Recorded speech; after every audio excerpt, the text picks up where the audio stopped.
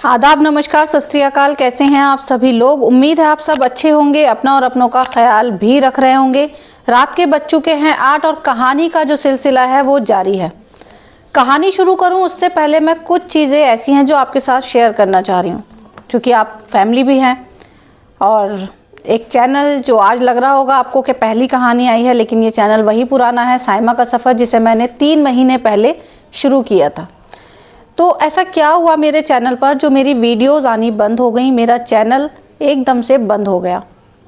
कभी कभी क्या होता है ना कि हम कोई चीज़ शुरू करते हैं, लेकिन शुरू तो कर लेते हैं, उसके पीछे की जितनी भी गाइडलाइंस या रूल्स या रेगुलेशन जो भी चीज़ें होती हैं वो हम इग्नोर कर देते हैं।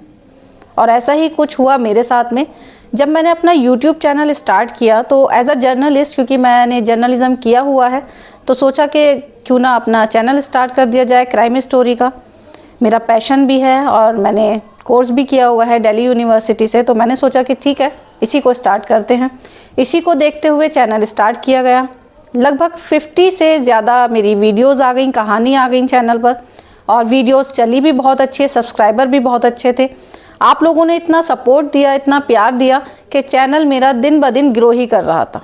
लेकिन चैनल के चलते कुछ ऐसी चीज़ें मेरे से हो गई जो नहीं होनी चाहिए थी, और वो YouTube की गाइडलाइंस के अगेंस्ट थी, जिसके चलते बिना किसी नोटिफिकेशन के YouTube ने मेरा with in a second channel बंद कर दिया। उसके बाद मैंने काफ़ी कोशिश की, काफ़ी मेल ट्रेल किए, लेकिन मुझे एग्जैक्ट रीज़न नहीं पता चल पाया कि किस रीज़न से चैनल बंद हुआ, लेकिन कोई वहाँ पर सुनवाई नहीं हुई और चैनल वापस मिला ही नहीं। तो फिर से इसी उम्मीद के साथ कि आप लोगों का सपोर्ट और प्यार इसी तरह बना रहेगा, साइमा का सफ़र फिर से शुरू होने जा रहा है एक नई कहानी के साथ। तो उम्मीद करती हूँ आप लोग मुझे उसी तरह प्यार करेंगे और सपोर्ट करते रहेंगे। तो अब आते हैं आज की कहानी पर। आज की जो कहानी है वो है कानपुर की।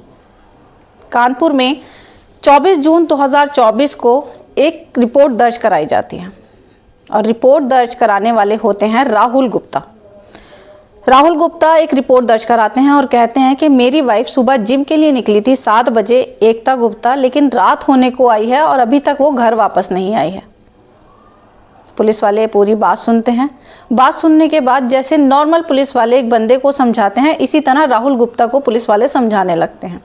और वो कहते हैं कि बीवी समझदार है, हो सकता है किसी फ्रेंड्स वगैरह के यहाँ चली गई हो या किसी पार्टी वगैरह में चली गई हो और आपको बताना भूल गई हो। तो राहुल गुप्ता कहते हैं कि अगर ऐसा होता तो वो मुझे एक बार कॉल ज़रूर करती। उसका नंबर भी सुबह से बंद जा रहा है, और जिस जिम में वो जाती हैं, मैं वहाँ गया, वहाँ पर भी कोई अता पता नहीं मिल रहा है। सुबह वो 7 बजे आई थी और 7:30 बजे वहाँ से निकल गई थी। पुलिस वाले कहते हैं कि हो सकता है भाई कोई दोस्त वगैरह ले गया हो अपने यहाँ, किसी रिश्तेदार के यहाँ पहुँच गई हो। उस पर भी राहुल गुप्ता मना कर देते हैं कि मैंने सब जगह छानबीन अच्छे से कर ली है, लेकिन बीवी का कोई ठिकाना नहीं। फिर राहुल गुप्ता एक लाइन बोलते हैं और वो कहते हैं कि मुझे जिस जिम में मेरी वाइफ जाती है, कानपुर के ग्रीन पार्क का बहुत पॉश एरिया है वो, जहाँ पर जिम है, उसी का एक ट्रेनर है विमल सोनी। उसके ऊपर मुझे पूरा डाउट है कि मेरी बीवी का अपहरण उसी ने किया है, या फिर मेरी बीवी के साथ कुछ गलत हुआ है जिसका मुझे पूरा शक है कि इसमें विमल सोनी का हाथ है। पुलिस जब ये बात सुनती है तो उसको फिर से दिलासा देती है और भेज देती है। इधर पुलिस थोड़ी बहुत छानबीन भी करती है। छानबीन करने के बाद वो जिम पहुंचती है। जिम जाती है तो पता चलता है कि विमल सोनी भी 24 तारीख से गायब है। तो पुलिस को लगता है कि भाई विमल सोनी भी, जिसकी उम्र लगभग 35 वर्ष के आसपास है, हर सही शुद्ध बंदा है, शादीशुदा नहीं था, जिम ट्रेनर है, अच्छी आमदनी है। इधर जो एकता गुप्ता हैं वो भी काफ़ी सुंदर हैं, जिम के लिए आती थी, अपनी सेहत का पूरा ख्याल रखा करती थी, काफ़ी स्मार्ट भी थी। हो सकता है दोनों में कुछ ऐसा रहा हो कि दोनों भाग गए हों। अब पुलिस थोड़ा सा लाइटली ले लेती है कि चले गए होंगे दोनों, साथ आ जाते हैं, मामले को यहीं पर रोक देती है। धीरे धीरे अपनी बस छानबीन करती है, ज़्यादा सीरियस होकर काम नहीं करती। इधर जो मोबाइल होते हैं दोनों के, वो सर्विलेंस पर लगा दिए जाते हैं, यानी एकता गुप्ता का भी और विमल सोनी का भी। इधर राहुल गुप्ता परेशान रहते हैं क्योंकि 2 बच्चे, घर में कोई टेक केयर करने वाला नहीं। बच्चों की जिम्मेदारी, घर की पूरी जिम्मेदारी पूरी एकता देखा करती थी और अच्छे से निभाती भी थी वो अपनी जिम्मेदारी को। राहुल एक बिजनेसमैन थे और अच्छे बिजनेसमैन थे, अच्छे पैसे वाले थे। कानपुर के ग्रीन पार्क के पास ही उनका घर था, जहाँ पॉश एरिया में सारे अच्छे लोग रहा करते थे, पढ़ी लिखी फैमिलीज थी। तो इस तरह की कभी कोई प्रॉब्लम का सामना नहीं किया उन्होंने। तो अचानक से बच्चों की जिम्मेदारी, घर की जिम्मेदारी आ गई, तो राहुल गुप्ता भी परेशान। एक दिन बीता, 2 दिन बीते, 3 दिन बीते, लगातार दिन बीतते जा रहे थे, लेकिन उधर पुलिस हाथ खड़े किए हुए थी, ज़्यादा छानबीन कर नहीं रही थी और ये बात बोले जा रही थी कि हमने मोबाइल सर्विलेंस पर लगा दिए हैं, दोनों के ही मोबाइल स्विच ऑफ हैं, जिस दिन भी कोई खबर आएगी आपको इन्फॉर्म कर दिया जाएगा। लेकिन राहुल गुप्ता हैं वो मानते नहीं हार। जो यूपी के सीएम हैं योगी आदित्यनाथ जी, उनको भी एक पत्र लिखते हैं, उनसे भी कोई जवाब नहीं मिलता। फिर जो हमारे प्रधानमंत्री हैं श्री नरेंद्र मोदी जी, उनको भी पत्र लिखते हैं, लेकिन वहाँ से भी कोई जवाब नहीं मिलता। और भी कुछ आला अधिकारियों से वो मिलने की कोशिश करते हैं, बात करने की कोशिश करते हैं कि पुलिस थोड़ा सीरियस होकर छानबीन करे तो मेरी बीवी का पता चल जाएगा, लेकिन सारे ही उनके आंकड़े फेल होते नज़र आते हैं। तभी उन्हें याद आता है कि उनका एक रिश्तेदार आईबी में है, इंटेलिजेंस ब्यूरो में। फिर वो उससे थोड़ी सी सिफारिश करते हैं और कहते हैं कि मेरी बीवी 24 जून 2024 से लापता है, धीरे धीरे वक्त गुजरता जा रहा है, लेकिन मेरी बीवी का ना तो कोई पता चल पा रहा है और ना ही उस जिम ट्रेनर का ही कुछ पता चल पा रहा है। इधर जो इंटेलिजेंस ब्यूरो में उनके रिश्तेदार होते हैं वो पुलिस से बात करते हैं, कुछ आला अधिकारी से बात करते हैं, वो भी यही बताते हैं कि हम छानबीन कर रहे हैं। इधर पुलिस पर जब थोड़ा प्रेशर बनता है तो पुलिस लग जाती है, अपनी तरफ से छानबीन करना शुरू कर देती है। छानबीन होते होते एक दिन पता चलता है कि जिस फ़ोन नंबर्स को, जो उसके रिलेटिव्स के भी कुछ फ़ोन नंबर्स को सर्विलेंस पर लगाया हुआ था, उन पर एक घंटी बजती है। और ये घंटी अभी अक्टूबर की बात है, 25 अक्टूबर की बात होती है, यानी 25 अक्टूबर 2024 को, यानी 24 जून के बाद 25 अक्टूबर, पूरे 4 महीने बाद घंटी बजती है। आवाज़ होती है विमल सोनी की। विमल सोनी अपने किसी रिश्तेदार से बात कर रहा होता है और मिलने की बात कर रहा होता है। इधर पुलिस को ये बात पता चल जाती है। पुलिस अपनी पूरी टीम लेकर उस जगह पर पहुंच जाती है जहां पर विमल सोनी अपने रिलेटिव से मिलने आने वाला था। जैसे ही विमल सोनी आता है, पुलिस की पूरी टीम उसे लेकर के अपने साथ स्टेशन ले आती है और पूछताछ करना शुरू कर देती है। अब जैसे अमूमन एक जो कातिल होता है वो घुमाता फिराता है, सेम इसी तरह विमल सोनी भी ने भी किया। पुलिस को गुमराह करने की पूरी कोशिश की, पुलिस को इधर उधर बहलाता रहा कि नहीं मैंने कुछ नहीं किया, मुझे पता चल चुका था कि जो एकता गुप्ता हैं वो गायब हैं, उनकी एफआईआर हो चुकी है, तो ऐसा ना हो मेरे ऊपर शक जाए, मेरी फैमिली परेशान हो, इसलिए मैं यहाँ से गायब हो चुका था, मैं यहाँ से चला गया था। अब पुलिस को ये बात गले से नहीं उतरती है, क्योंकि कातिल तो जितना भी शातिर हो, कुछ ना कुछ हाव भाव पुलिस पहचान ही लेती है। अब पुलिस उससे अपने तरीके से पूछताछ शुरू करती है। जब पूछताछ अपने तरीके से शुरू करती है तो कहता है कि जी मैंने जो है एकता का मर्डर कर दिया है, और मर्डर करके कानपुर में ही जो नदी थी उसका नाम लेता है कि मैंने लाश को वहाँ फेंक दिया है। अब जब वो ये बात बताता है, पुलिस उसी को लेकर उस नदी के पास जाती है। वहाँ के गोताखोरों से पूछा जाता है, आसपास जितनी भी बॉडियाँ मिली थी उस नदी के, उनके बारे में पूछा जाता है। सीसीटीवी फुटेज निकाली जाती हैं, लेकिन किसी भी एंगल से ये नहीं लगता कि यहाँ पर विमल सोनी ने किसी लाश को फेंका था। फिर विमल सोनी को वापस लाया जाता है और उससे इस बार फिर से कड़ी पूछताछ की जाती है। जब बहुत ज़्यादा पूछताछ की जाती है, पुलिस अपने तरीके से उसको सही से गर्मा गर्मी हो जाती है, तब वो एक बात कहता है, और वो कहता है चलो डीएम साहब के घर चलते हैं। पुलिस को लगता है शायद ये कोई दबाव बनाना चाह रहा होगा, डीएम साहब का नाम क्यों ले रहा है। अब पुलिस विमल सोनी को लेती है और कानपुर में डीएम आवास पर पहुंच जाती है। डीएम आवास पर पहुंचने के बाद जो बराबर में उनका कंपाउंड एरिया होता है, वहां पर वो कहता है कि यहाँ एक गड्ढे में एकता की लाश है। अब क्योंकि वो काफ़ी देर से पुलिस को चकमा दिए जा रहा था, झूठ बोले जा रहा था, तो पुलिस को भी लगा कि जो एरिया इतना ज़्यादा पुलिस के उसमें एरिया में आता है, जहाँ जितनी सिक्योरिटी है, वीवीआईपी एरिया है, डिस्ट्रिक्ट मजिस्ट्रेट यहाँ पर रहते हैं, वहाँ परिंदा पर नहीं मार सकता, एक बंदा बॉडी को कैसे दफना सकता है। लेकिन जब वो कह चुका है तो करना ज़रूरी था।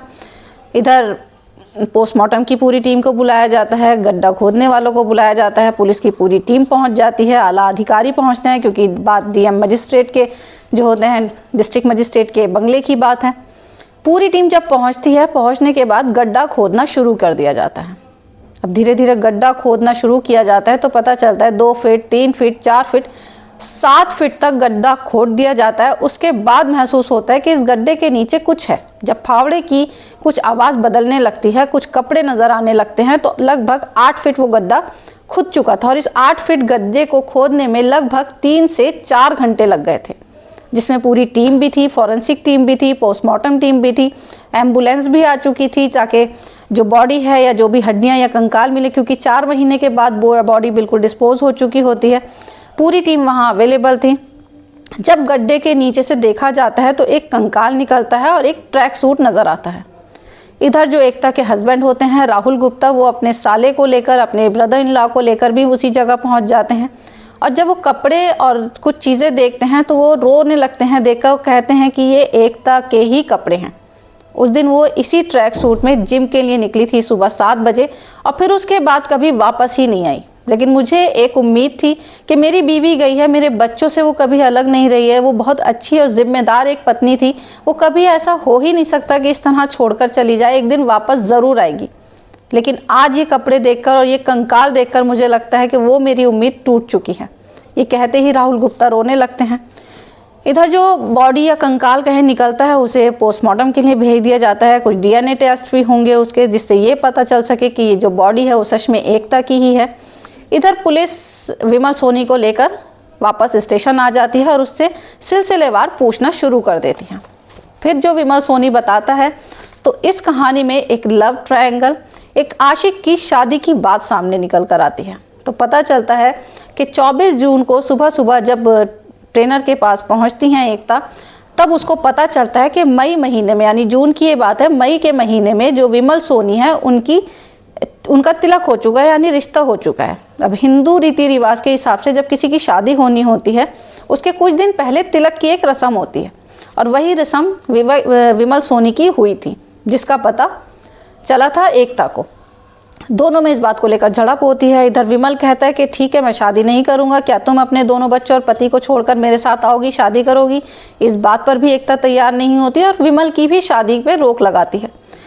इसी बात को लेकर दोनों में कहासुनी हो जाती है। कहासुनी इतनी हो जाती है कि विमल ने काफ़ी ज़ोरदार झटके से उसकी गर्दन पर वार करता है, जिससे जो एकता है वो गिर जाती है। गिरने के बाद बेहोश हो जाती है। विमल को लगता है कि शायद मैंने पंच जो मारा है या जो गले पर हाथ लगा है वो थोड़ा तेज़ लग गया है, बेहोश हुई है, थोड़ी देर में होश आ जाएगा। वो गाड़ी में डालते हैं उसे, लेकिन जब ही देखते हैं कि उसकी सांसें भी थम चुकी हैं और जो नाक है उससे खून बह रहा होता है। अब विमल सोनी घबरा जाता है, उसको लगता है कि ये मेरे हाथों क्या हो गया, मुझे तो बात करनी थी, मामला सॉर्ट आउट करना था और एक कत्ल मेरे हाथों हो चुका है।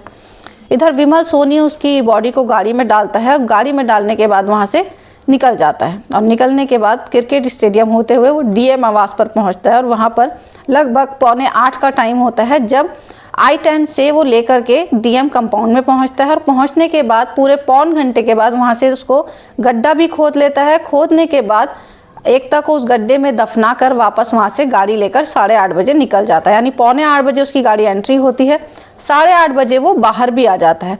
तो इसमें कुछ पुलिस की ऐसी चीज़ें सामने आई, पुलिस को कुछ थ्योरी पुलिस ने ऐसी रखी जिनको सोचने पर मजबूर किया जा सकता है कि आखिर झूठ बोल कौन रहा है, आखिर इस मर्डर के पीछे सच्चाई क्या है।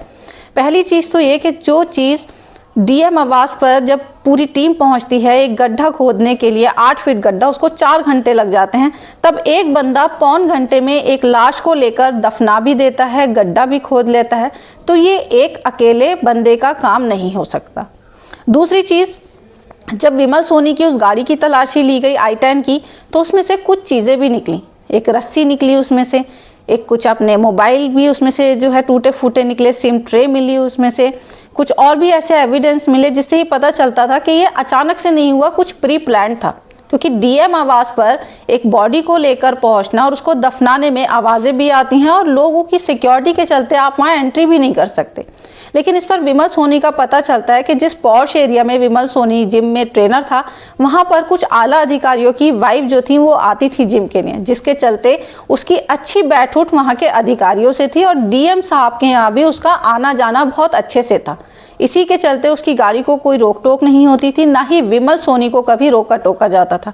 लेकिन अगर इस चीज़ को हम साइड रख दें तो बाकी चीज़ों को देखते हुए कि एक गड्ढा खोदना आसान बात नहीं होती, एक अकेला आदमी कभी भी इतना गहरा गड्ढा खोदकर एक लाश को दफना नहीं सकता। तो सवाल फिर वहीं आकर कानून के घेरे में आ जाता है कि कानून की ही गोद में एक गड्ढा खोदा गया और वहाँ पर एक लाश को बहुत ही खूबसूरती के साथ दफना भी दिया गया।